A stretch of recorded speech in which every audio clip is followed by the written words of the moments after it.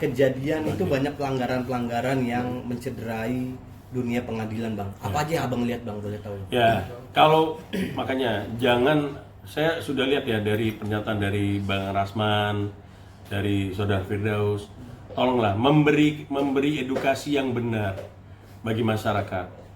Anda kan orang-orang hukum.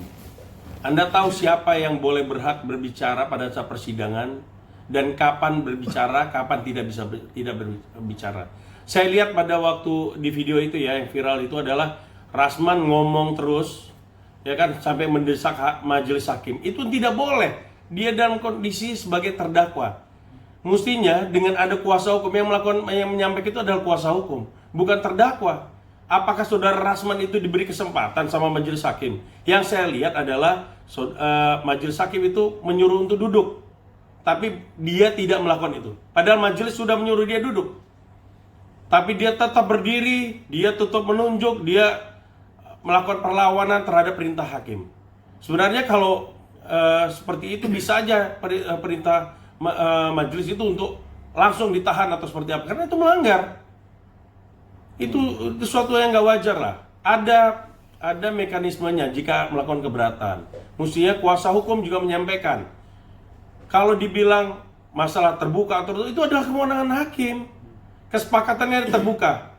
Kemudian tiba-tiba hakim akhirnya memutuskan untuk menutup itu. Berarti kan karena ada sesuatu yang menurut majelis hakim, mereka berunding dulu, kemudian mereka masuk menyampaikan bahwa ini tertutup. Berarti ada hal-hal yang menurut pandangan hakim itu tidak bisa untuk dibuka. Mestinya ikutin saja prosedur persidangan itu. Kalau keberatan, minta dicatat sama panitera. Tolong dicatat panitera bahwa kami menolak untuk tertutup. Kan bisa. Atau melakukan upaya hukum apa lagi? Bersurat. Kemana? Ke KY atau seperti apa? Ke ketua pengadilan. Atas ketidaknetralan hakim misalnya.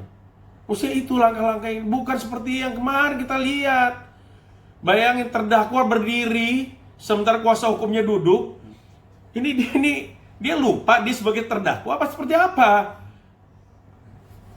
Apalagi saya dengar lagi kemarin dia pada sidang berikutnya akan mau pakai toga. Mulai kapan ada terdakwa pakai toga? Coba kasih pembelajaran hukum. Anda itu seorang katanya seorang yang sudah sering bersidang, ya, sudah berpraktek sekian lama, 100 persidangan. Masa nggak tahu harus advokat itu seperti apa? Itu kan memalukan.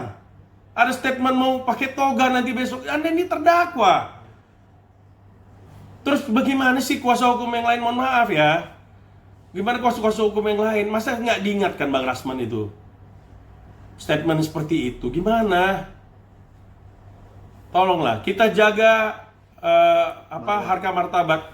Kita ini adalah advokat ini adalah profesi yang terhormat. Tunjukin kalau kita itu adalah orang-orang yang terhormat. Jangan seperti orang jalanan. Jangan berteriak-teriak. Saya lihat tuh sampai ada menggerbak mukul meja juga, meja majelis. Setelah di stop persidangan, pintu minta ditutup, aparat hukum disuruh keluar, menguasai ruang sidang. Itu cara-cara seperti apa? Cara seperti apa yang dipertontonkan? Dan live lah, apalagi kalau di live di TikTok, aduh, sangat miris lah. Kita sangat kecewa ya dengan apa yang terjadi di Pengadilan Negeri Jakarta Utara terkait masalah Rasman dan Bang Hotman Paris. Bang, waktu itu kan si Bang Rasman itu sempat menghampiri saksi yang Hotman itu, diperbolehkan nggak sih? Nah itu dia, itu juga.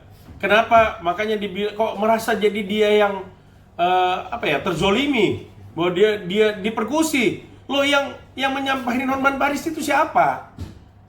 Saya netral loh, maksudnya nggak ada mau bela Bang Hotman atau seperti apa. Tapi ini Bang Hotman ini kan masih duduk di kursi saksi. Apakah dipersilakan sama majelis? Kan tidak. Rasman ini terdakwa, masa menyamperin saksi? Terus kuasa hukumnya diam aja, membiarkan hal itu terjadi. Makanya datanglah ada dua orang itu untuk ini, tidak ada menyekek, memukul, nggak ada kok. Yang saya lihat benar-benar melindungi Bang Rasman. Karena posisinya sebagai saksi. Tidak boleh, kalau di luar negeri udah ditangkap itu Rasman. Udah ditangkap nggak boleh menyentuh, apalagi menyentuh Bang Hotman, nggak boleh itu. Makanya akhirnya terjadi seperti itu. Justru yang memprovokasi itu salah. Kalau kemarin mereka bilang 2 orang itulah yang memprovokasi, salah. Yang memprovokasi itu adalah Rasman. Yang namanya Rasman itu yang memprovokasi, karena dia menyamperin Hotman Paris. Ingat loh, itu masih di kursi saksi. Walaupun sudah diskor ya. Iya. Diskor itu kan belum selesai persidangannya, masih diskor. Bagaimana akhirnya ada yang melindungi Bang Hotman? Itu yang sebenarnya terjadi. Tidak ada saya lihat kok pemukulan atau persekusi, nggak ada. Bagaimana sih? Justru hakim yang dipersekusi sama Rasman dengan teriak-teriak. Apakah pantas mengatakan hakim juga banyak yang korupsi? Ini di persidangan loh. Anda tuh kalau ngomong itu di luar, jangan di persidangan. Kalau mau ngomong seperti itu, hakim korupsi apa segala macam, nggak pantas lah. Bang, ini termasuk kejadian baru juga nggak sih Bang, artinya dalam persidangan ada keributan seperti ada yang naik meja terus. Ini adalah kejadian pertama. Ini adalah kejadian pertama. Kalau kemarin Rasman saya lihat di talk show ada acara ya, dia bilang ini bukan content of court. Bagaimana ada yang lain? Misalnya Nikita Mirzani, mohon maaf, melempar bolpen atau mic atau apa, saya nggak ngerti, saya lupa. Dia ngomong apa tuh? Lempar mic atau kertas lah. Loh, Nikita Mirzani seorang advokat bukan? Bukan kan? Terus ada lagi katanya yang nyerang majelis hakim, nusuk atau seperti apa? Mereka terdakwa, bukan seorang advokat.